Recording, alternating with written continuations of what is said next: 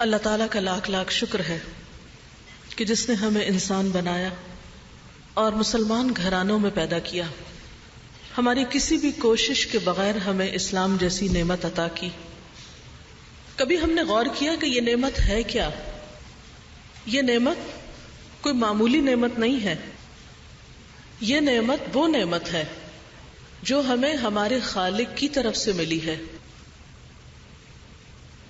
آپ صلی اللہ علیہ وسلم کی وفات سے 3 مہینے قبل جب آپ نے حجۃ الوداع کیا تھا، آخری حج کیا تھا، اس موقع پر ایک آیت اتری تھی آپ صلی اللہ علیہ وسلم پر کہ جس کے بارے میں یہود نے جب سنا اس آیت کو تو کہنے لگے کہ اگر یہ آیت ہمیں ملتی تو جس دن یہ آیت اتری تھی اس دن کو ہم اپنی عید کا دن بنا لیتے، کیونکہ یہ اتنا بڑا اعزاز ہے جو امت مسلمہ کو ملا ہے اللہ سبحانہ وتعالی کی طرف سے، اور وہ کیا ہے؟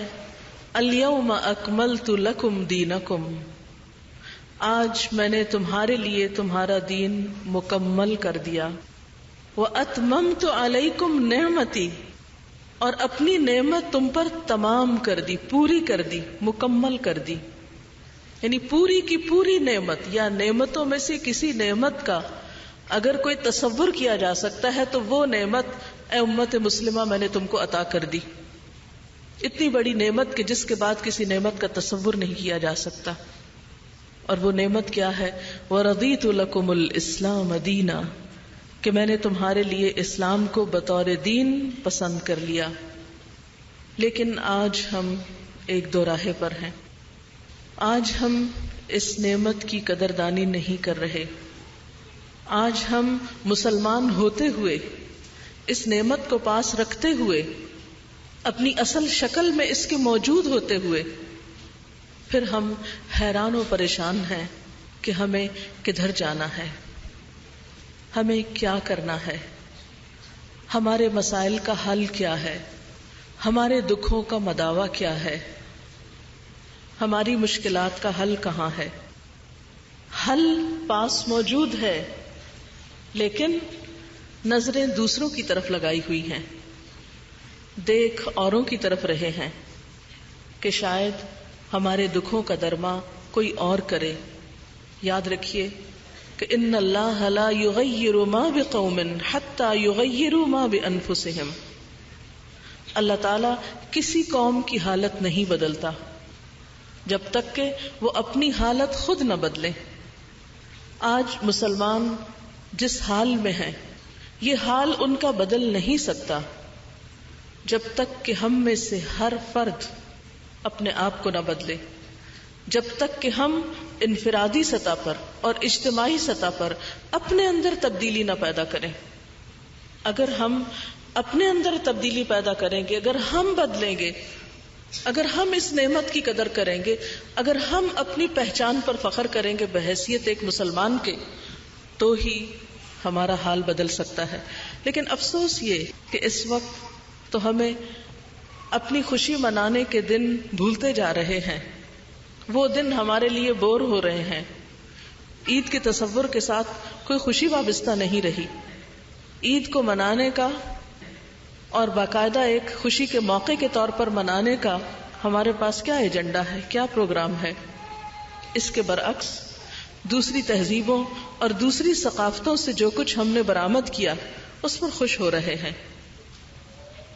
اس کی طرف دیکھ رہے ہیں، گویا وہ دین جو ایک مکمل دین تھا جس نے ہمیں خوشی اور غم کے سارے طریقے بتا دیے، آج اسی دین کے ماننے والے، اسی خیر کے اٹھانے والے، اسی کتاب کے حامل یہ نہیں جانتے کہ خوشی کیسے منائی جاتی ہے اور خوشی منانے کے دن کون سے ہوتے ہیں، اور ہمیں خوشی منانے کے لیے دوسروں کے نظریات، دوسروں کے افکار اور دوسروں کی تہذیب کا سہارا لینے کی ضرورت نہیں۔ لیکن یہ سب کچھ اسی وقت ہو سکتا ہے جب سب سے پہلے ہمارا اپنے اس دین کے مکمل ہونے پر ایمان ہو۔ دوسری بات یہ ہے کہ دنیا اور آخرت کی کوئی بھلائی ایسی نہیں، کوئی خیر ایسا نہیں جس کی طرف ہمیں رسول اللہ صلی اللہ علیہ وسلم نے اس کی طرف نشاندہی نہ کر دی ہو. ہمیں آپ صلی اللہ علیہ وسلم نے بہترین طریقے پر رہنمائی عطا کی ہے. آپ سب جانتے ہیں کہ اسی حجۃ الوداع کے موقع پر آپ صلی اللہ علیہ وسلم نے 1,40,000 کے مجمع میں کیا فرمایا تھا کہ لوگوں بتاؤ کیا جو کچھ میرے پاس اللہ کی طرف سے آیا تھا میں نے تم تک پہنچا دیا؟ تو لوگوں نے بیک زبان ہو کر کہا تھا کہ ہاں آپ نے پہنچا دیا، آپ نے امانت کا حق ادا کر دیا. اس وقت آپ صلی اللہ علیہ وسلم نے آسمان کی طرف شہادت کی انگلی اٹھا کر کہا تھا اللہم فاشہد، اللہم فاشہد، اے اللہ تو گواہ رہنا کہ تو نے جو ذمہ داری مجھ پہ ڈالی تھی وہ میں نے ادا کر دی، میں نے امانت ادا کر دی، میں نے اپنی ذمہ داری پوری کر دی. گویا اللہ تعالیٰ نے بھی دین مکمل کر دیا. جو کچھ ہماری ضرورت تھا، خواہ ہماری جسمانی ضرورت، خواہ ہماری عقلی ضرورت، ہماری جذباتی ضرورت، ہماری روحانی ضرورت، تمام ضرورتوں کا اللہ سبحانہ و تعالیٰ نے بہترین طریقے سے بندوبست کر دیا. ہم کیوں نہیں سوچتے کمی کہاں ہے؟ کمی اس دین میں نہیں ہے، کمی اللہ تعالیٰ کی رہنمائی میں نہیں ہے، کمی اللہ کی مدد میں نہیں ہے، کمی ہے تو ہم میں ہے. آخر کیوں؟ ہم کیوں نہیں سوچتے؟ کیا آج ہماری زندگیاں اس کی گواہ نہیں کہ ہمارے دلوں میں خوشی نہیں؟ ہم اپنی جذبات کی تسکین کے لیے ایسے بھونڈے طریقے اختیار کرتے ہیں کہ جس میں حلال اور حرام کی پرواہ بھی نہیں کرتے. ہم اپنی روحانی تسکین کے لیے کتاب اللہ اور سنت رسول اللہ صلی اللہ علیہ وسلم کو چھوڑ کر ایسے ایسے خود ساختہ طریقے ایجاد کر چکے ہیں اور کرتے چلے جا رہے ہیں کہ جن کا کوئی اینڈ ہی نہیں. جس قوم کے پاس سب کچھ ہو، جس کو اللہ سبحانہ و تعالیٰ کی طرف سے اتنی بڑی عنایت ہو، ہر خیر کا راز اسے معلوم ہو، اس کے پاس ہو، اور جسے ہر شر کے بارے میں بتا دیا گیا ہو، یعنی نبی صلی اللہ علیہ وسلم کے ذریعے اللہ تعالیٰ نے ہر نقصان دہ چیز، ہر شر، ہر خرابی اور ہر برائی کے بارے میں ہمیں مطلع کر دیا. یعنی کوئی چیز ایسی نہیں جو انسانوں کی رہنمائی کے لیے ضروری تھی اور وہ اللہ تعالیٰ نے بھیجی نہ ہو، اور وہ رسول اللہ صلی اللہ علیہ وسلم نے پہنچائی نہ ہو، بتائی نہ ہو، دی نہ ہو. لیکن آج ان چیزوں کی موجودگی میں کہ انا نحن نزلنا الذکر وانا له لحافظون، کہ اس ذکر کے نازل کرنے والے بھی ہم ہیں اور اس کی حفاظت بھی ہم کریں گے. تو جس رب نے یہ کتاب اتاری، یہ علم اتارا اور ایک یقینی بات ہم تک پہنچائی اور اس کی اویلیبلٹی ہر ہاتھ تک اور ہر جگہ موجود ہے، ان سب چیزوں کے باوجود ہم پھر بھی محروم، روشنی ہوتے ہوئے ہم اندھیرے میں، آب حیات ہوتے ہوئے ہم پیاسے، ہم تڑپتے ہوئے ہم دکھوں میں، عزت دینے والی کتاب کے ہوتے ہوئے ہم ذلیل و رسوا دنیا میں. ہماری کوئی سے نہیں، کوئی ٹھکانہ نہیں، کوئی امن کی جگہ نہیں. ہر طرف سے خطرات ہیں جو امت مسلمہ پر منڈلاتے ہیں. آخر کیوں؟ ہم کیوں نہیں سوچتے کمی کہاں ہے؟ کمی اس دین میں نہیں ہے، کمی اللہ تعالیٰ کی رہنمائی میں نہیں ہے، کمی اللہ کی مدد میں نہیں ہے، کمی ہے تو ہم میں ہے. ہم ڈیزرو کریں ان سب چیزوں کو تو اللہ تعالیٰ کی مدد آنے میں تو دیر نہیں لگے گی. لیکن بات یہ ہے کہ ہم تو بدلیں، ہم تو اس کی طرف رجوع کریں، ہم تو اس کے ہو جائیں، ہم تو اس کے وفادار بنیں. ہم نام اس کا لیتے ہیں لیکن مرضی دل کی مانتے ہیں.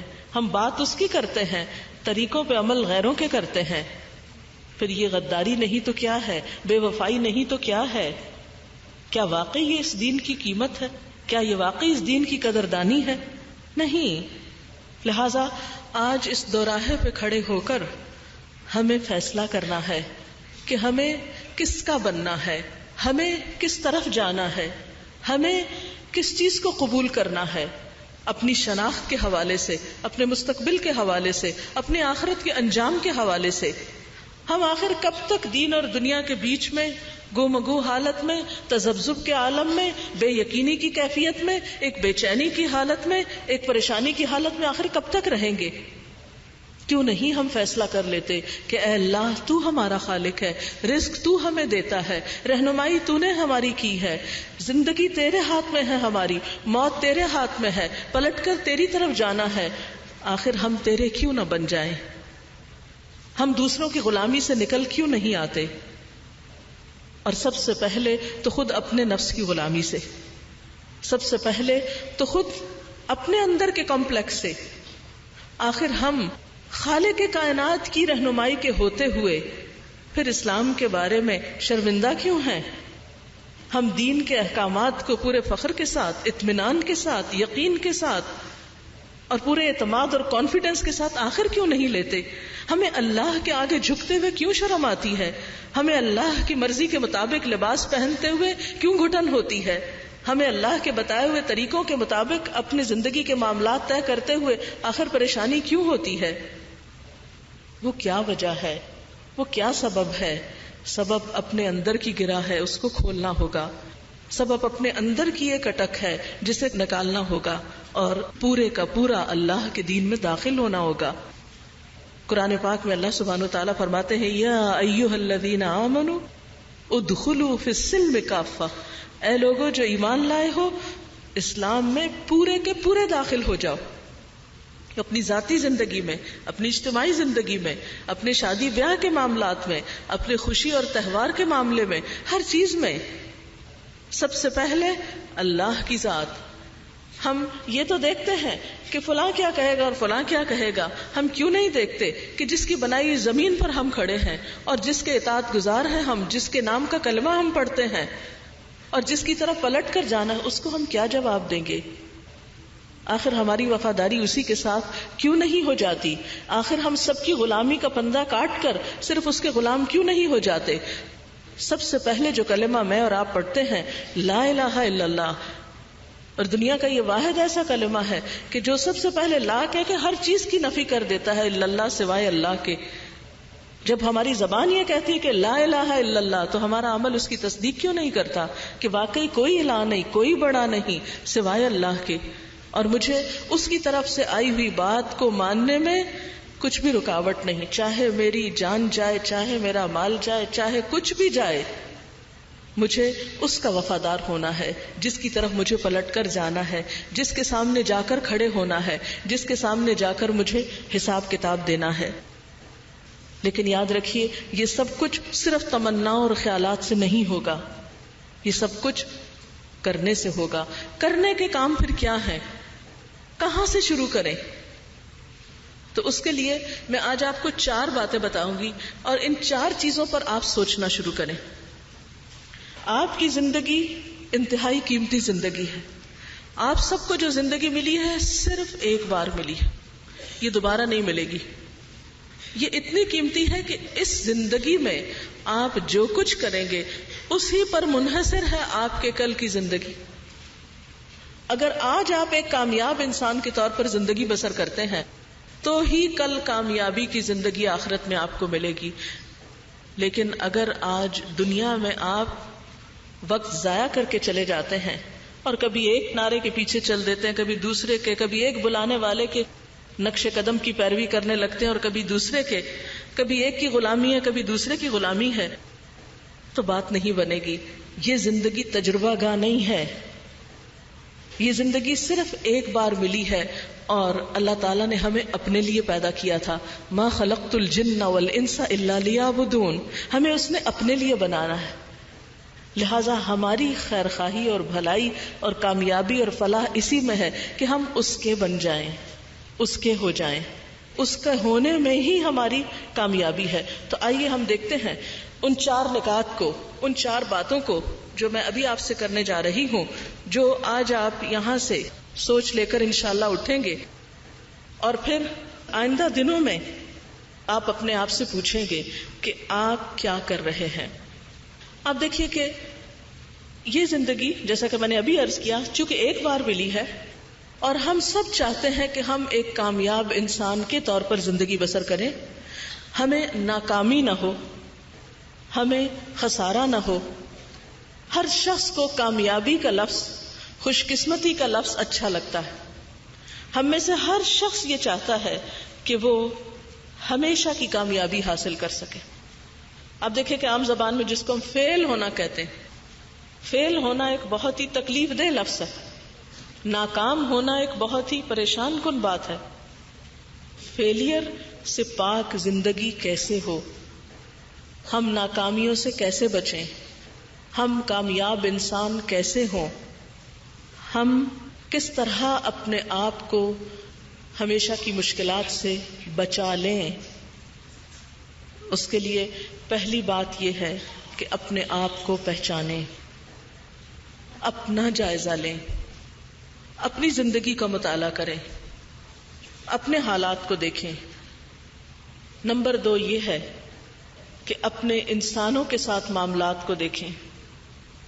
آپ کے والدین، آپ کی اولاد، آپ کے بہن بھائی، آپ کے شوہر، آپ کے ہمسائے، آپ کے سارے تعلقات والے، ان کے ساتھ آپ کی زندگی کس حد تک خوشگوار ہے. نمبر 3 یہ اس بات پر آپ سوچیں کہ میں اس زندگی کو کس طرح استعمال کر رہی ہوں. کیا واقعی اس زندگی میں کوئی مؤثر رول ادا کر رہی ہوں، ایسے کام کر رہی ہوں کہ جن کے اثرات میرے مرنے کے بعد بھی باقی رہیں. میرا عمل میری موت کے ساتھ ختم نہ ہو جائے بلکہ میرے لیے صدقہ جاریہ بن جائے، کامیابیوں کا سلسلہ جاری رہے، ختم نہ ہو، فنا نہ ہو. اور پھر چوتھی بات یہ کہ اپنی آخرت کی منزل کو آج بیٹھ کے دیکھیں، ویژولائز کریں کہ کیا میں وہاں اللہ سبحانہ وتعالیٰ کے سامنے ایک ایسے انسان کی حیثیت سے کھڑی ہو سکتی ہوں کہ جس پر اللہ تعالیٰ دیکھے اور رحمت کر دے اور اس سے راضی ہو جائے اور اس کو معاف کر دے اور اس سے درگزر کرے. تو گویا اپنے آپ کو پہچاننا، انسانوں سے تعلقات کو درست کرنا، اس زندگی میں وہ کام کرنا کہ جو مرنے کے بعد بھی آپ کے سلسلے جاری رہیں اور کل آخرت کی زندگی آپ کی کامیاب ترین ہو. تو کامیابی کی پہلی علامت، پہلا درجہ اپنی ذات میں کامیاب ہونا. اب آپ دیکھیے، اس کے لیے میں آپ کو ایک پیمانہ دیتی ہوں. اپنے آپ کو پہچانیے کہ کیا آپ واقعی ایک خوش انسان ہیں. عام طور پر خوشی کا معیار کیا ہوتا ہے؟ کیا خوشی اس بات کا نام ہے کہ آپ جب پبلک میں ہو، لوگوں کے بیچ میں ہو تو آپ زور زور سے ہنسا کریں، آپ جوکس کریں، آپ کسی کو چھیڑیں، کوئی مذاق کریں، کوئی آپ سے مذاق کرے، آپ شادیوں کی رونق ہو، آپ اچھے لباس پہنے ہوئے ہوں، ہر ایک کی نظریں آپ پر اٹھی ہوئی ہوں کہ کس قدر سمارٹ ہے، کتنا خوبصورت ہے، دیکھو بال کتنے خوبصورت ہیں، دیکھو لباس کتنا خوبصورت ہے. کیا واقعی اسی کا نام حقیقی خوشی اور اسی کا نام کامیابی ہے؟ نہیں. اپنے آپ کو پہچاننے کے لیے تنہائی کا کوئی ایک وقت دن میں مقرر کریں، کوئی ایک وقت جب آپ کے پاس کوئی نہ ہو. اس وقت اپنے آپ سے پوچھیں، کیا میں واقعی ایک خوش قسمت انسان ہوں؟ کیا میں حقیقی طور پر خوش ہوں؟ یعنی گویا دوسرے لفظوں میں تنہائی کے اوقات میں اپنا جائزہ لینا کہ میرے دل کی حالت کیا ہے، میرے اندر کی کیفیت کیا ہے، میرے اندر کتنا اطمینان ہے، کتنا سکون ہے، کتنی خوشی ہے، لوگوں کے رویوں سے کتنی بے نیازی ہے. اور اگر نہیں ہے تو آپ کامیاب انسان نہیں ہیں. کامیاب انسان وہ نہیں ہوتا جو لوگوں کی تعریف حاصل کر لے. کامیاب انسان وہ نہیں ہوتا جو بڑا مشہور ہو جائے اور ایک پبلک فگر بن جائے. کامیاب انسان وہ نہیں ہوتا جسے بظاہر لوگ دیکھ کر رش کیا کریں کہ ہائے کاش ہم بھی ایسے ہوتے. جیسے قارون تھا، تو آپ کو معلوم ہے کہ قارون کے پاس بہت خزانے تھے، اتنے خزانے کہ جو اونٹوں کے اوپر ان کی صرف چابیاں ہی لدی ہوئی ہوتی تھی. قرآن پاک میں قارون کا قصہ بتایا گیا ہے. لیکن اس کا انجام کیا ہوا؟ قارون جب اپنے پورے لباس کے ساتھ اور اپنے مال کی نمائش کے ساتھ نکلا تو لوگ دیکھ کر حسرت میں مبتلا ہوئے، کہنے لگے یا لیت لنا مثل ما اوتی قارون، کاش ہمارے پاس بھی یہ سب ہوتا جو یہ قارون کے پاس ہے. کیا واقعی قارون اس قابل تھا کہ اس پہ رش کیا جاتا؟ کیا آپ قارون کو ایک کامیاب انسان کہیں گے جس کے پاس دنیا کے سب انسانوں سے زیادہ دولت تھی؟ نہیں. کیوں؟ اس لیے کہ اس کا انجام اچھا نہیں ہوا. وہ زمین میں دھنس گیا اور قیامت تک دھنستا چلا جائے گا. وَخَسَفْنَا بِهِ وَبِدَارِهِ الْأَرْضِ، ہم نے اس کو اور اس کے گھر اور محل ہر چیز کو زمین میں دھنسا دیا. تو کیا وہ انسان جو دنیا میں رہتے ہوئے بہت بڑی دولت کا مالک بن جائے لیکن مرتے وقت اتنا ذلت آمیز موت آئے اس پر، کیا آپ اس کو کامیاب انسان کہیں گے؟ نہیں. کامیابی مالدار ہونے کا نام نہیں، کامیابی بہت زیادہ مشہور ہونے کا نام نہیں. آپ نے دیکھا ہوگا کئی فلمی سٹارز ایسے گزرے ہیں کہ جنہیں دنیا میں حد سے زیادہ شہرت حاصل ہوئی، لیکن اس کے ساتھ ہی انجام ان کا کیا ہوا؟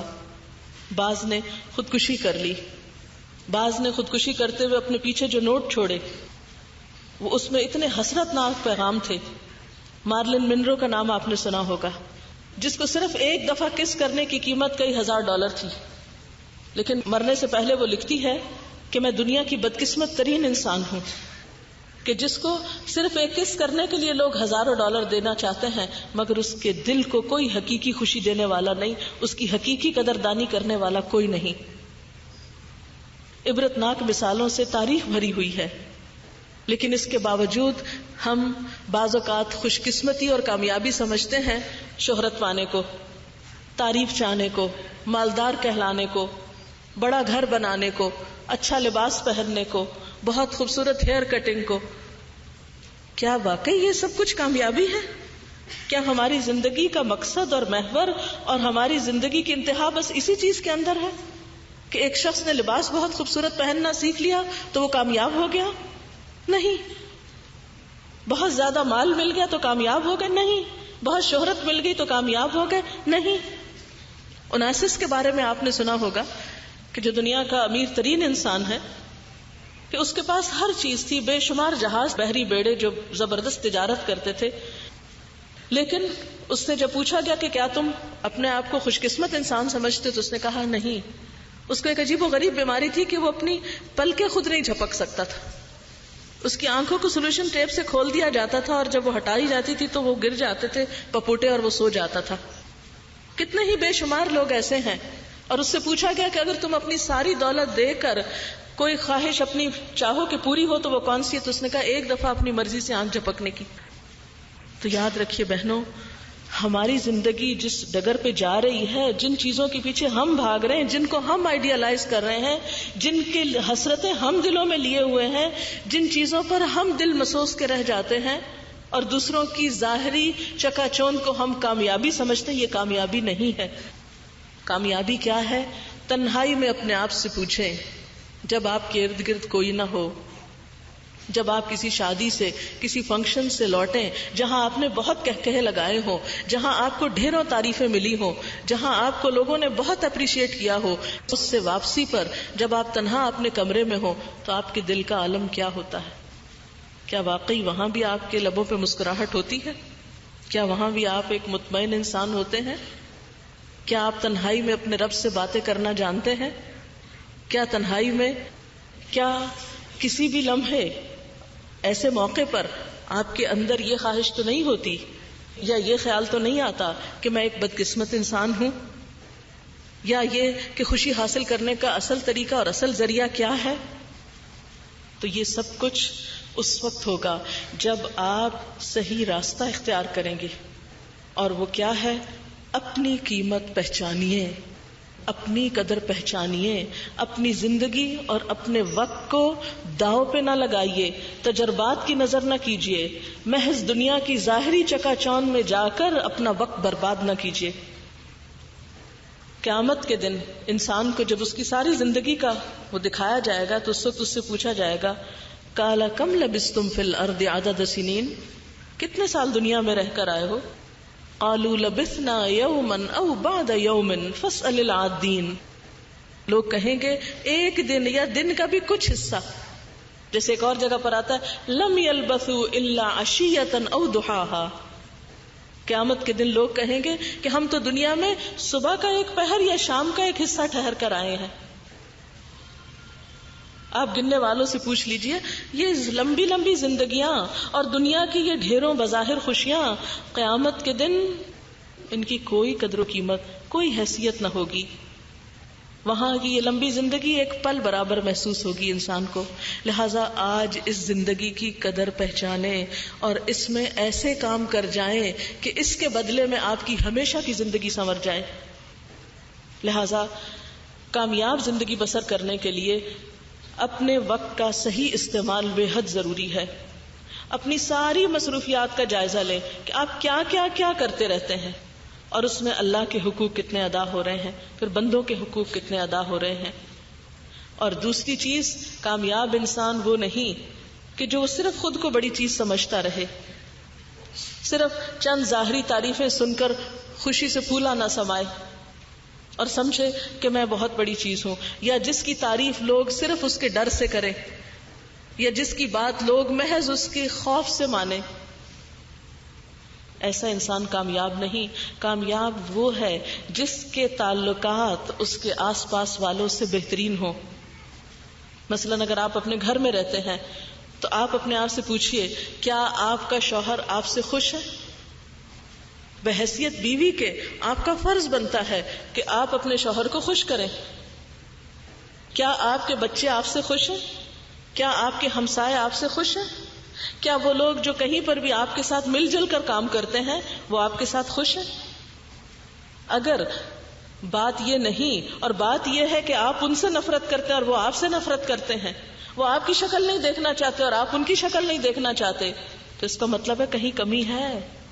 پھر ہم خوش قسمت انسان نہیں ہیں. ہاں, ہم کتنے ہی خوبصورت کیوں نہ ہو, کتنے ہی گڈ لکنگ کیوں نہ ہو, کتنے ہی خوبصورت کپڑے ہمارے جسم پر کیوں نہ ہو, اگر لوگوں کو ہم سے سچی محبت نہیں اور ہمیں ان سے سچی محبت نہیں تو ہم خوش قسمت انسان نہیں ہو سکتے, ہم کامیاب انسان نہیں ہو سکتے.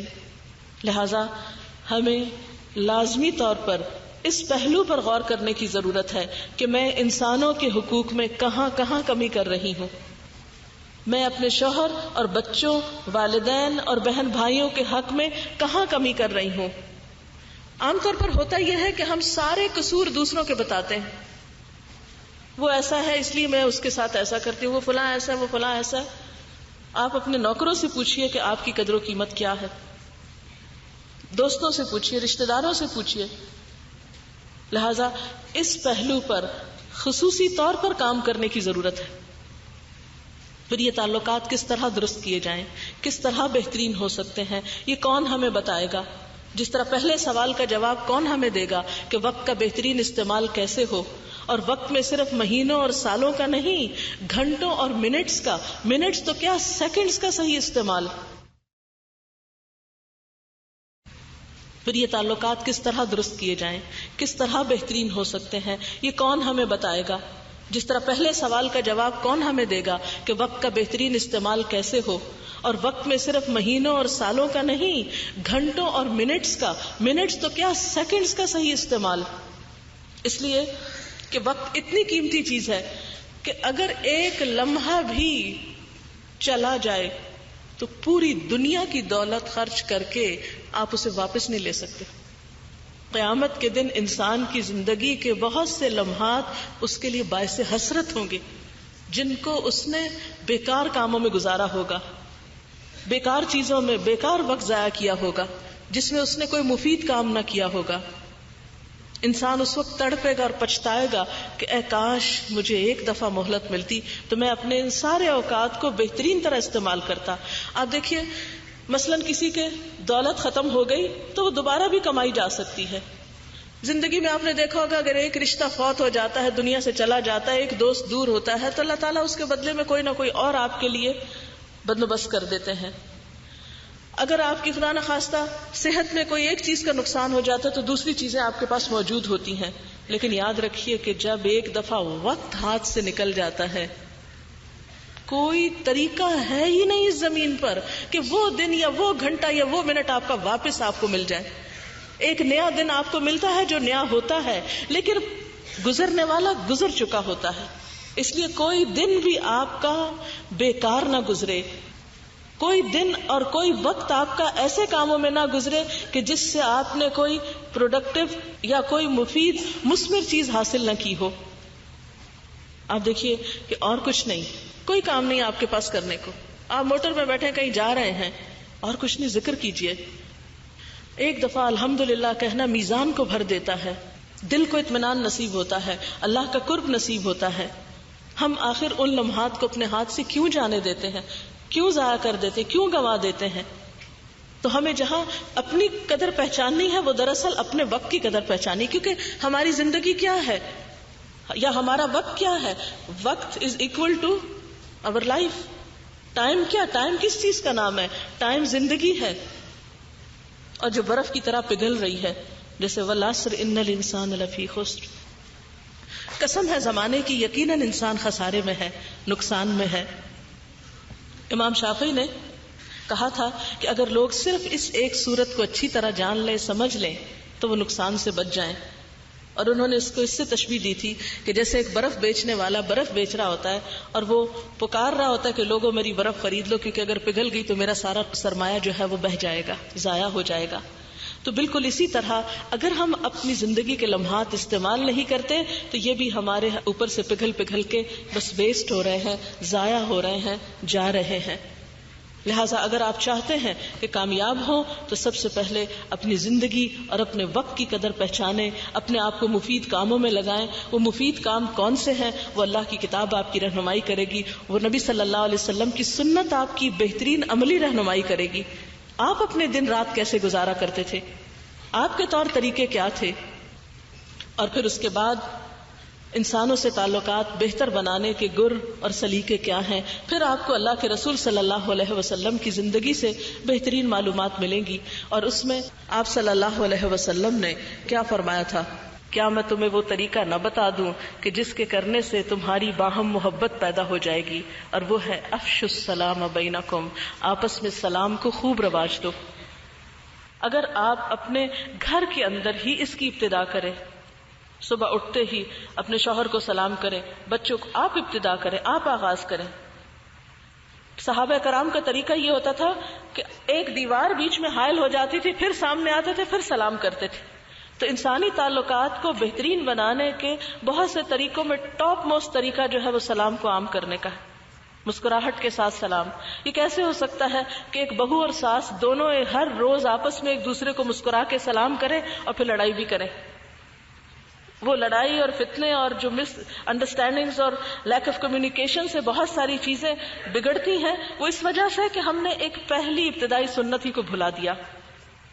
تو کامیاب انسان وہ ہے جس کے انسانوں کے ساتھ تعلقات بہترین ہیں. اور پھر تیسری چیز یہ کہ کامیاب انسان وہ ہے کہ جو اس زندگی کو مؤثر طریقے سے گزارتا ہے.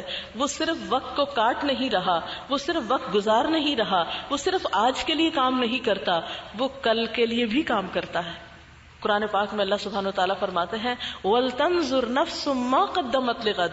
ہر انسان کو یہ دیکھنا چاہیے کہ اس نے کل کے لیے کیا کیا ہے، اس کی آئندہ آنے والی زندگی میں اس نے اپنے لیے کیا آثار چھوڑے، دنیا میں اس زندگی میں مرنے کے بعد اس کے لیے کیا ہے، اس کو کس نام سے یاد کیا جائے گا، اس کے کون کون سے عمل ایسے ہیں جو اس کے لیے صدقہ جاریہ بنیں گے.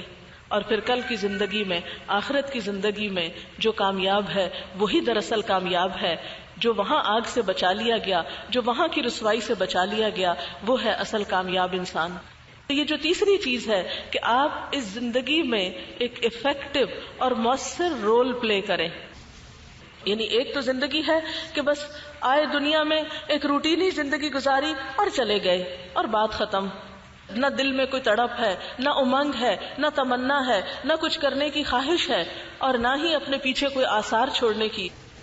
اور ایک یہ ہے کہ انسان ایک ایک دن اس طرح گزارے کہ جب اس دنیا سے جائے تو بعد میں اس کو اچھے لفظوں سے یاد کیا جائے. حضرت ابراہیم علیہ السلام نے اپنے لیے ایک دعا مانگی تھی وَاجْعَلْ لِي لِسَانَ صِدْقٍ فِي الْآخِرِينَ کہ یا اللہ بعد میں آنے والوں میں مجھے سچی ناموری عطا کر، میں اچھے لفظوں سے پہچانا جاؤں.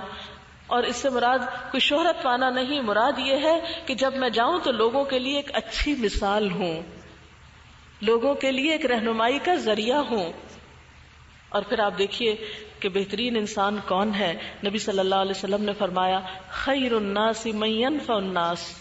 بہترین انسان وہ ہے جو لوگوں کو نفع پہنچاتا ہے، جو لوگوں کے فائدے کے لیے زندگی گزارتا ہے، جو لوگوں کی بھلائی چاہتا ہے.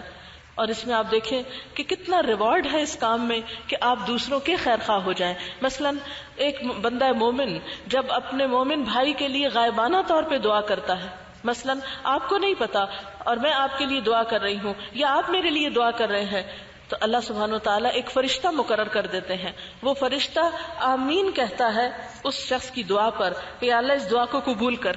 اور دوسرا یہ کہ دعا کرنے والے کے لیے دعا کرتا ہے کہ اللہ اس کو بھی وہ دے جو یہ کسی کے لیے مانگ رہا ہے. قرآن پاک میں آتا ہے وَمَنْ جَاهَدَ فَإِنَّمَا يُجَاهِدُ لِنَفْسِهِ، جو محنت کرے گا، جو جد و جہد کرے گا، جو بھاگ دوڑ کرے گا، یعنی انسانوں کے فائدے کے لیے کوشش کرے گا، وہ انسانوں کو تو فائدہ پہنچائے گا ہی، لیکن اس کا اصل فائدہ خود اسی پر پلٹے گا. حدیث پاک میں آتا ہے جو بندہ کسی دوسرے کی مدد میں ہوتا ہے اللہ تعالیٰ اس وقت تک اس کی مدد میں ہوتے ہیں جب تک وہ دوسرے کی مدد کرتا ہے. جو شخص کسی انسان سے دنیا کی کوئی تکلیف دور کر دیتا ہے، اس کی کوئی پریشانی دور کر دیتا ہے، اس کا کوئی دکھ دور کر دیتا ہے، اس سے کوئی تکلیف دہ چیز ہٹا دیتا ہے، اللہ تعالیٰ قیامت کے دن کی اس شخص کی تکلیفوں میں سے کوئی تکلیف اس سے ہٹا دیں گے. تو گویا کسی کی مدد کرنا دراصل اپنی مدد کرنا ہے، کسی کا خیال رکھنا دراصل اپنا خیال رکھنا ہے، کسی کا شکریہ ادا کرنا. وَمَن يَشْكُرْ فَإِنَّمَا يَشْكُرُ لِنَفْسِهِ، جو شکر ادا کرتا ہے، کسی کے لیے تھینک فل ہوتا ہے، کسی کے احسان کو مانتا ہے، کسی کے لیے مہربانی کے جذبات رکھتا ہے، وہ دراصل اپنے ہی فائدے کے لیے کرتا ہے. تو گویا ہمارا انسانوں کے لیے بھلائی کے کام کرنا، نیکی کے کاموں میں سبقت کرنا، جد و جہد کرنا، بھاگ دوڑ کرنا، یہ سب الٹیمیٹلی خود ہم ہی کو فائدہ دے گا اس دنیا میں بھی اور آخرت میں بھی. آپ سوچئے کہ نبی صلی اللہ علیہ وسلم نے فرمایا انسان جب دنیا سے چلا جاتا ہے تو اس کے عمل کی کتاب بند ہو جاتی. 3 چیزیں بعد میں بھی فائدہ دیتی ہیں. نمبر 1 نیک اولاد جو اپنے ماں باپ کے لیے دعائیں کرتی. نیک اولاد. ہم سب خواتین ہیں، ہم سب سوچیں کہ ہم اپنے بچوں کی نیکی کے لیے اور نیک کاموں کے لیے کتنے حریص ہیں، کتنے کوشاں ہیں. کیا عملی تدابیر ہم نے اختیار کر رکھی ہیں کہ ہمارے بچے نیکی کے راستے پر چلیں. ہم کتنی دعائیں مانگتے ہیں ان کی صلاح کے لیے، بھلائی کے لیے. ہم سب ان کی دنیا کے لیے تو ضرور پریشان ہو جاتے ہیں. بچہ اگر بیمار ہو تو پریشان ہوتے ہیں، بچہ اگر پڑھے نہیں تو سخت پریشان ہوتے ہیں، بچے کو جاب نہ ملے پڑھنے کے بعد تو ہمارا دل کٹ کے رہ جاتا ہے، بچے کی ازدواجی زندگی کامیاب نہ ہو تو ماں باپ کو سکون اور چین نہیں ہوتا. لیکن ہم کیسے مہربان ماں باپ ہیں جو کبھی نہیں پلٹ کے سوچتے کہ ہمارا وہ بچہ جو اللہ کے دین سے دور ہوتا چلا جا رہا ہے، کل آخرت میں اس کا کیا ہوگا. جبکہ اللہ تعالیٰ نے صاف صاف بتا دیا یا ایھا الذین آمنوا قوا انفسکم واہلیکم نارا، اے لوگوں جو ایمان لائے ہو اپنے آپ کو اور اپنے گھر والوں کو آگ سے بچاؤ. ہم والدین کا کیا فرض نہیں کہ اپنے بچوں کو آگ سے بچائیں، ان کی بھلائی کی فکر کریں، ان کے لیے تڑپیں، ان کے لیے دعائیں مانگیں. اور پھر اس میں آپ دیکھیے کہ نیک اولاد جو بعد میں آپ کے لیے صدقہ جاری ہوگی. جب تک وہ بچے زندہ ہیں، جب تک وہ نمازیں پڑھ رہے ہیں اور ربنا اغفر لی ولوالدی وللمؤمنین کی پکار کر رہے ہیں، آپ کو قبر میں بھی اس کا اجر ملتا رہے گا. ایک حدیث میں آتا ہے کہ برزخ میں جب ایک بندہ مومن کا درجہ بلند کیا جاتا ہے، اس کو آپ یوں ہی سمجھ سکتے ہیں جیسے اکانومی کلاس سے کسی کو اپ گریڈ کر کے فرسٹ کلاس میں بٹھا دیا جائے، تو وہ شخص پوچھتا ہے کہ یہ کس لیے، یہ کیسے ہو گیا؟ تو بتایا جاتا ہے کہ یہ تمہاری اولاد کی بخشش کی دعاؤں کی وجہ سے ہوا. یعنی والدین کے مرنے کے بعد اگر اولاد نیک ہے، نیکی کی طرف اس کی رغبت ہے اور ماں باپ کی محسن ہے، شکر گزار ہے، ماں باپ کے لیے دعائیں کرتی ہے، تو انسان کو قیامت سے پہلے برزخ میں اس کی جزا اور اس کا بدلہ ملنا شروع ہو جاتا ہے. لہذا افیکٹو رول پلے کرنے کے لیے سب سے پہلے بچوں کی تربیت کی طرف توجہ کریں. اور اس میں آپ دیکھیں کہ لقمان حکیم کی جو نصیحتیں ہیں اپنے بچے کے لیے، ان پوائنٹس کو اپنے ذہن میں رکھیں. قرآن پاک میں اللہ تعالیٰ فرماتے ہیں وَلَقَدْ آتَيْنَا لُقْمَانَ الْحِكْمَةَ أَنِ اشْكُرْ لِلَّهِ وَمَن يَشْكُرْ فَإِنَّمَا يَشْكُرُ لِنَفْسِهِ. اور پھر لقمان نے اپنے بیٹے کو کیا نصیحت کی؟ یا بنی لا تشرک باللہ ان الشرک لظلم عظیم. سب سے پہلے تو اپنے بچے کو شرک سے بچایا. لیکن آج ہم کیسے ماں باپ ہیں کہ جو مشرکانہ تہواروں میں بچوں کو خود مدد کرتے ہیں اور خود ان کو ساتھ شریک کر کے انہیں غلط راستوں پر لگاتے ہیں. پھر اس کے بعد آپ دیکھیں پھر اپنے بیٹے کو لقمان نصیحت کرتے ہیں، اچھے اخلاق سکھاتے ہیں. اور نیکی کا حکم دو، برائی سے روکو، وَاصْبِرْ عَلَىٰ مَا أَصَابَكَ. یہ سورۃ لقمان کے اندر آیات موجود ہیں. آپ سب ان آیات کو پڑھ کر اس معیار اور پیمانے پر دیکھیں کہ لقمان کی مثال جو اللہ سبحانہ وتعالیٰ نے قرآن پاک میں دی اور اس کی تعریف کی، تو کیا لقمان حکیم نے اپنے بچے کو جو باتیں سکھائی تھیں ہم نے اپنے بچوں کو وہ باتیں سکھائیں؟ کیا ہم نے ان پر کبھی غور کیا؟ اور پھر آپ دیکھیے کہ کامیاب انسان وہ ہے جو حدیث کا ایک اگلا حصہ ہے کہ مرنے کے بعد انسان کے عمل ختم ہو جاتے ہیں، نیک اولاد کے بعد وہ علم جو لوگوں کو فائدہ دیتا ہے. آپ سب اپنے آپ سے پوچھئے کہ کیا آپ نے کسی کو کوئی خیر اور بھلائی کی بات سکھائی، کوئی کتاب لکھی، کوئی اس سلسلے میں کسی کو کوئی اچھا مشورہ دیا؟ علم کو پھیلانے میں آپ کا کیا کردار ہے؟ آپ کو معلوم ہے کہ نبی صلی اللہ علیہ وسلم کو سب سے پہلا حکم جو ملا تھا، آسمان سے زمین کا رشتہ جب وحی کے ذریعے جوڑا تھا تو سب سے پہلا کام کیا تھا؟ اقرا، پڑھو. اور آج ہمارے ملک کی 67% عورتیں ان پڑھ ہیں. تو جب عورت ہی ان پڑھ ہو، عورت ہی جاہل ہو، تو نسلوں کی نسلیں جاہل ہوں گی، نسلوں کی نسلیں بغیر تربیت کے ہوں گی. کل پڑھ رہی تھی کہ گلگت کے علاقے میں تقریباً 12 اسکولوں کو دھماکے سے اڑا دیا گیا کہ وہ بچیوں کے لیے قائم کیے گئے تھے. جس ملک کے مسلمانوں کا حال یہ ہو کہ وہ اسکولوں کو دھماکوں سے اڑا دیں، وہاں پھر حالت کیا ہوگی جہالت کی. تو ہم جو اس دو راہے پہ کھڑے ہیں اور ہمیں سمجھ نہیں آتی کہ ہمیں کس طرف جانا ہے، تو اس کے لیے اگر ہم کچھ نہیں کر سکتے تو اپنی ذات سے ابتدا تو کریں، جو ہمارے فرائض ہیں ان کو پورا تو کریں.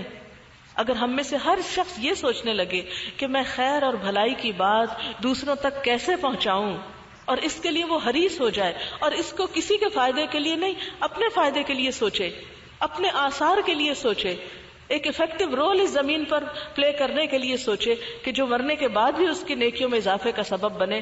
تو ہر ایک اپنے آپ سے پوچھے کہ میں اس کام میں کیا کوشش کر رہی ہوں، میں اس کام کے لیے کیا محنت کر رہی ہوں، میں اس کام کے لیے کیا آئیڈیاز رکھتی ہوں، میرے ذہن میں کون سے ایسے افکار ہیں، کون سے ایسے خیالات ہیں، کون سی ایسی تمنا ہے کہ جو مرنے سے پہلے میں چاہتی ہوں کہ پوری ہو جائے.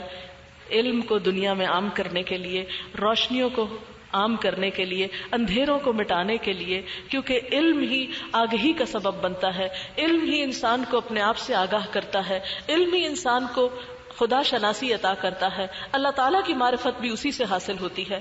لہٰذا اس کے عام کرنے کے لیے میں کیا کر رہی ہوں، میں اپنے پیچھے کتنا صدقہ جاریہ چھوڑ رہی ہوں، کیونکہ نبی صلی اللہ علیہ وسلم کا وعدہ ہے کہ علم ينتفع به، وہ علم جس سے لوگ فائدہ اٹھائیں وہ انسان کے آثار میں شمار ہوتا ہے. اور نمبر 3 صدقۃ جاریہ، صدقہ جاریہ کے کام، یعنی صدقہ جاریہ سے مراد ایسے کاموں میں، ایسے پروجیکٹس میں مال لگانا کہ جو آپ کے مرنے کے بعد بھی جاری رہیں، خیر و بھلائی کے کاموں میں، مثلا کسی ہسپتال کی تعمیر میں، کسی سڑک کی ایون تعمیر میں، کسی مدرسے کی تعمیر میں، کسی کنویں کے کھدوانے میں، کسی بچے کو پڑھوانے میں، یعنی کوئی بھی انسانوں کی خیر فلاح و بہبود کا کام جس سے انسانوں کو بھلائی ہو.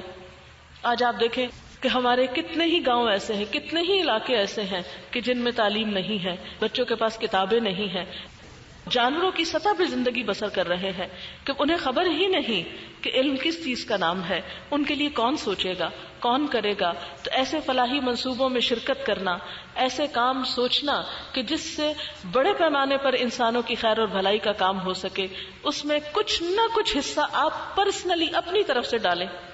ہم عام طور پہ عورتیں کہتے ہیں وہ ہمارے ہسبینڈ نے بہت کچھ کر دیا. نہیں، ہسبینڈ بے شک کریں، لیکن کوئی بھی مال جو ہماری اپنی ذاتی ملکیت، اسلام نے عورت کو وراثت کا حق بھی دیا، اسلام نے عورت کو حق مہر کا حق بھی دیا. ایسا نہیں ہے کہ کسی عورت کے پاس کچھ بھی ذاتی نہیں ہو سکتا، تھوڑا ہو یا زیادہ ہو، ایک پائی ہو یا ایک روپیہ ہو، کچھ بھی ہو، کیونکہ اللہ تعالیٰ کوانٹٹی کو نہیں دیکھتے، کوالٹی کو دیکھتے ہیں کہ کس نے کس خلوص، کس جذبے، کس محبت کے ساتھ ایسا کچھ کام کیا ہے.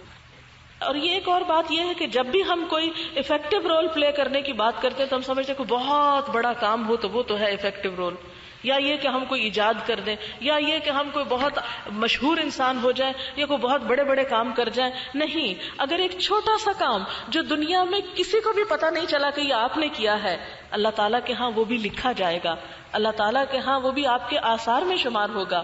لہٰذا ایسے کاموں کے لیے کوشاں ہونا اور ایسے کاموں کے لیے محنت کرنا، یہ آپ نے اپنے لیے سوچنا ہوگا. اور آخری بات یہ ہے، کامیاب انسان وہ ہوتا ہے جو اپنی آخرت کو سامنے رکھ کر اپنا سفر شروع کرتا ہے، انجام کو دیکھ کر. مثلا اس کی مثال ایسے ہی ہے کہ جیسے آپ نے یہاں آنے سے پہلے یہاں کا ایڈریس معلوم کیا ہوگا، لوکیشن پتا کی ہوگی کہ یہ جگہ کہاں ہے، کتنی دیر میں پہنچیں گے، کس سڑک سے جائیں گے، کیا کریں گے. اور اگر آپ کے پاس اس جگہ کا ایڈریس ہی نہیں اور آپ گاڑی لے کے گھر سے نکل جاتے ہیں کہ خود ہی کہیں گھومتے گھومتے پہنچ جائیں گے، تو یہ سب وقت ضائع کرنا ہوگا.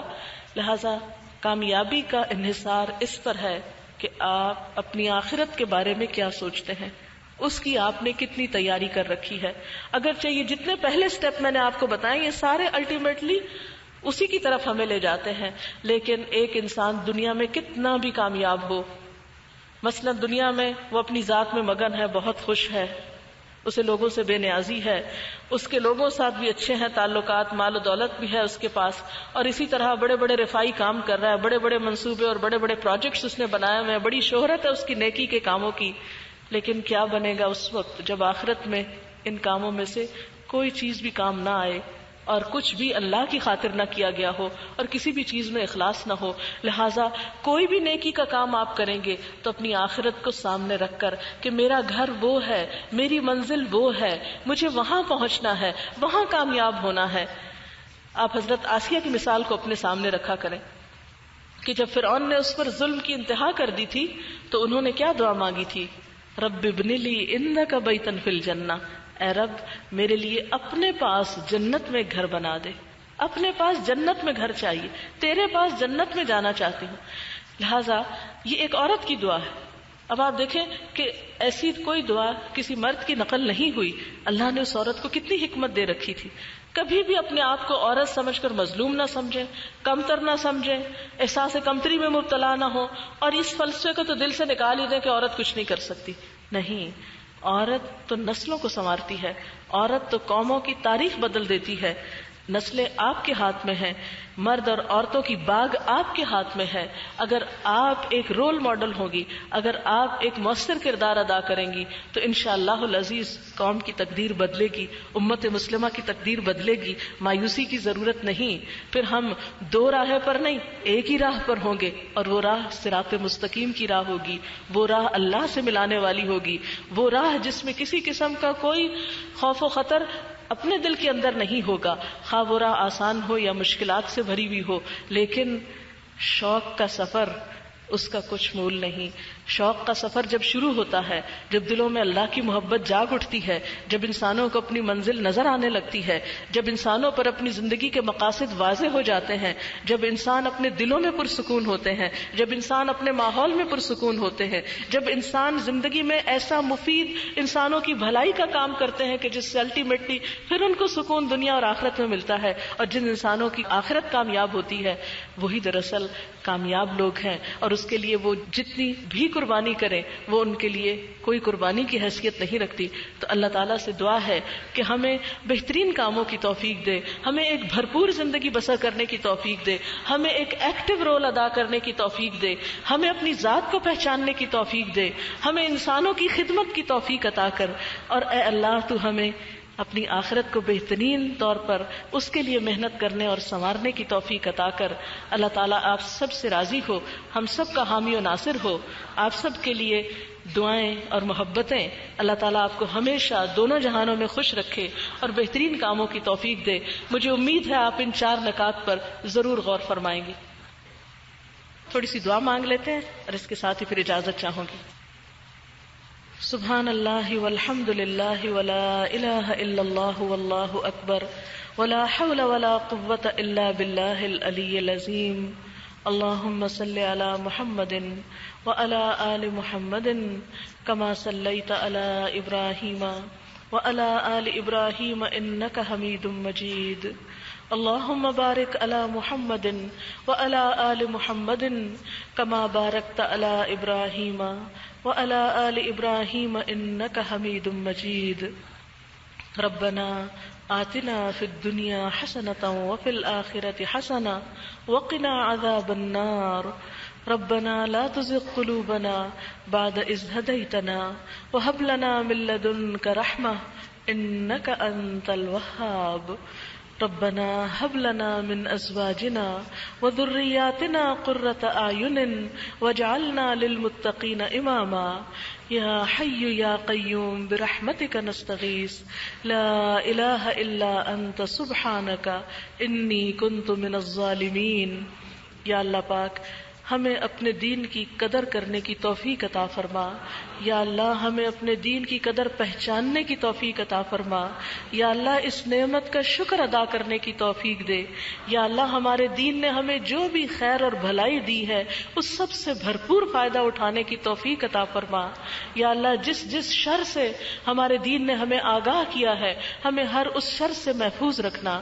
یا رب العالمین ہماری زندگیوں کو، اس دنیا کی زندگی کو اور آخرت کی زندگی کو کامیاب بنا دے. یا اللہ ہمیں دونوں جہانوں کی بھلائیاں عطا فرما. یا اللہ ہمیں بہترین، فعال اور مؤثر، افیکٹو کردار ادا کرنے کی توفیق عطا فرما. یا رب العالمین جو نعمتیں، جو صلاحیتیں، جو علم، جو مال، جو جسمانی قوتیں تو نے ہمیں عطا کی ہیں ہمیں اپنے راستے میں بھرپور طریقے سے استعمال کرنے کی توفیق دے. یا اللہ ہمیں صدقہ جاریہ کے کاموں کی توفیق عطا فرما. یا رب العالمین ہماری موت کو آسان کر دینا، ہمیں سکرات موت سے بچا لینا. یا رب العالمین ہمیں قبر کے عذاب سے بچا لینا، دوزخ کے عذاب سے محفوظ رکھنا. یا اللہ ہمیں صالحین کی صحبت نصیب فرما. یا اللہ ہمیں نیک لوگوں کی محبت اور صحبت نصیب فرما اور اپنے ان بندوں میں ہمیں شامل کر لے جن پر تو نے انعام فرمایا ہے. یا اللہ ہمیں نبی صلی اللہ علیہ وسلم کی شفاعت نصیب فرمانا. یا اللہ آپ کے ہاتھوں حوض کوثر سے پانی نصیب فرمانا. یا اللہ آپ کی ملاقات کا شرف نصیب فرمانا. یا اللہ اپنے دیدار سے محروم نہ کرنا. یا رب العالمین اپنے دیدار کی لذت سے ہماری آنکھوں کو، دلوں کو ٹھنڈا کر دینا. یا رب العالمین ہمیں اپنی محبت دے دے. یا اللہ ہمیں اپنے قرب کی اور اپنے نزدیکی کی لذت عطا کر دے. یا اللہ ہمیں اپنے ذکر اور شکر کی توفیق عطا فرما دے. یا اللہ علم کے راستے ہمارے لیے آسان کر دے. یا اللہ ہمارے گھر والوں کو ہمارا مددگار بنا دے. یا اللہ ہمارے آس پاس کے لوگوں کو ہماری ذات سے بہترین فائدہ پہنچے. یا اللہ ہمارے دلوں میں نور پیدا کر دے، ہماری نگاہوں اور ہمارے سماعت اور بصیرت میں نور پیدا کر دے. یا اللہ ہم ساری دنیا کے فائدے کے انسان ہو جائیں. امت مسلمہ کو، پاکستان کو ایک بہترین رول ادا کرنے کی توفیق دے. یا اللہ تیری انسانیت جو بھی دکھوں میں ہے، تیری مخلوق، تیرے بندے جو بھی کسی تکلیف میں مبتلا ہیں، یا اللہ ان کی تکلیفیں دور فرما. یا اللہ ہمیں دوسروں کی خدمت کرنے والا بنا. یا اللہ تو ہمیں ایک دوسرے سے محبت عطا کر. یا اللہ مسلمانوں کو باہم اتفاق عطا فرما.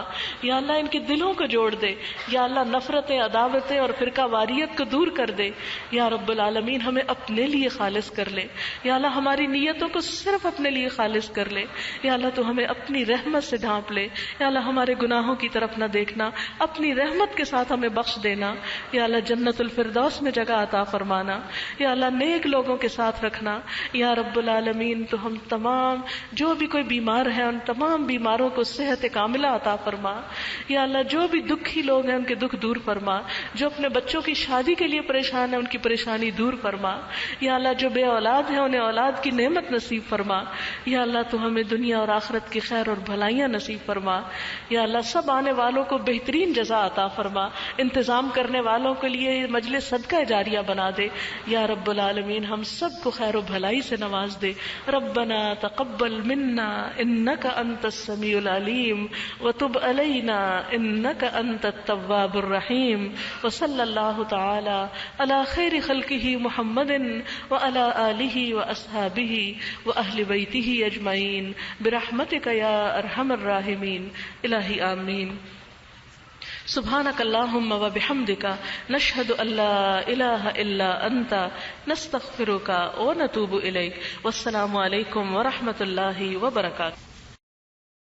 يا أيها الذين آمنوا اتقوا الله ولتنظر نفس ما قدمت لغد واتقوا الله إن الله خبير بما تعملون ولا تكونوا كالذين نسوا الله فأنساهم أنفسهم أولئك هم الفاسقون لا يستوي أصحاب النار وأصحاب الجنة هم الفائزون لو أنزلنا هذا القرآن على جبل لرأيته خاشعا متصدعا من خشية الله وتلك الأمثال نضربها للناس لعلهم يتفكرون هو الله الذي لا إله إلا هو عالم الغيب والشهادة هو الرحمن الرحيم هو الله الذي لا إله إلا هو الملك القدوس السلام